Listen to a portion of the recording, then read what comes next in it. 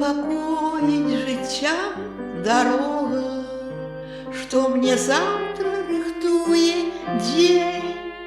За батьківський мой край тривога неотчепно снує, як тень. Вы поплачьте со мной, березы, разгоните тревожные сны, и горючие ваши слезы моном видеть приход весны.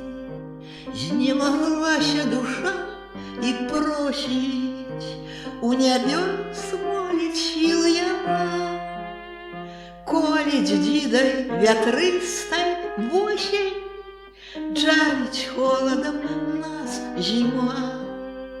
Вы поплачьте со мной, березы, разгоните тревожные сны, и горючие ваши слезы моно видеть приход весны.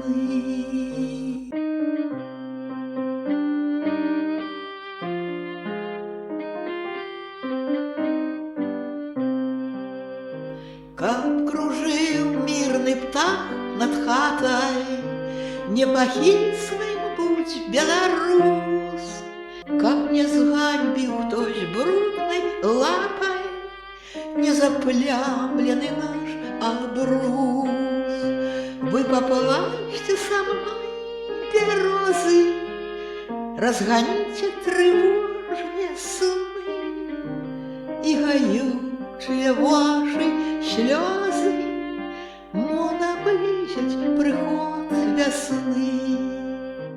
Вы поплачьте со мной, березы, разгоните тревожные сны, и горючие ваши слезы моно видеть приход весны.